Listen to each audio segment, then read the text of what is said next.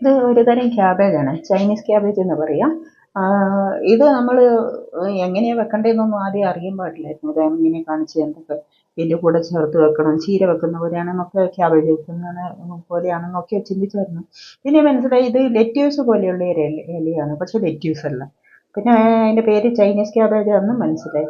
അപ്പോൾ എന്താക്കി ഞങ്ങളിത് ഓംലെറ്റ്, മുട്ടയൊക്കെ പൊരിക്കുമ്പോൾ അതിൻ്റെ കൂടെ ഇട്ടിട്ട് ചെറുതാക്കി മുറിച്ചിട്ടിട്ട് ഓംലെറ്റൊക്കെ ഉണ്ടാക്കി കഴിക്കും.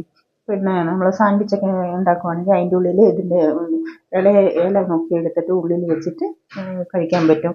നല്ല ടേസ്റ്റ് ഉണ്ട് കഴിക്കാനായിട്ട്. നമ്മൾ ചീര പോലെ തോരൻ വെച്ച് കഴിഞ്ഞാൽ ഇതെല്ലാം കൂടെ നല്ല പോലെ വെന്ത് പേസ്റ്റായി പോകുന്നുണ്ട്. അത്ര സോഫ്റ്റായി ഇല. ഏതായാലും ഞാൻ ഒരെണ്ണം പറിച്ച് നോക്കിയിട്ടുണ്ട്. ഓംലെറ്റിനകത്തൊക്കെ ഇട്ട് നോക്കിയപ്പോൾ നന്നായിട്ടുണ്ടായിരുന്നു.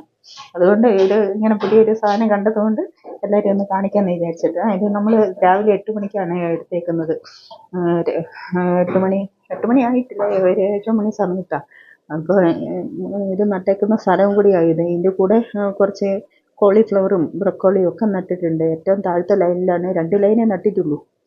അതിലാണ് ക്യാബേജ് നട്ടേക്കുന്നത്. ഇതൊക്കെ ബ്രൊക്കോളി, കോളിഫ്ലവറും ഒക്കെയാണ്. കോളിഫ്ലവറൊക്കെ കായ്ച്ച് പൂവായി വരുന്നതേ ഉള്ളൂ. അത് താഴത്തെ ക്യാബേജും ഉണ്ട്. താഴത്തെ ഒരു ലൈൻ, 2 ലൈൻ മാത്രമേ ഈ ഈ ചൈനീസ് ക്യാബേജ് നട്ടിട്ടുണ്ട്. ഇതാണ് ചൈനീസ് ക്യാബേജ്. അതെങ്ങനെയാണ് വെക്കേണ്ടതെന്നൊന്നും അറിയില്ല, പക്ഷേ ഞങ്ങൾ വെച്ച് കഴിക്കുന്നത് എങ്ങനെയാണ്. നല്ല ടേസ്റ്റ് ഉണ്ട് എന്തൊക്കെയാണെന്ന് പറഞ്ഞാലും കഴിക്കാനൊക്കെ. അപ്പോൾ ആർക്കെങ്കിലും ഇതിനെപ്പറ്റി അറിയെങ്കിൽ കമൻറ്റ് ചെയ്യുക. Thank you.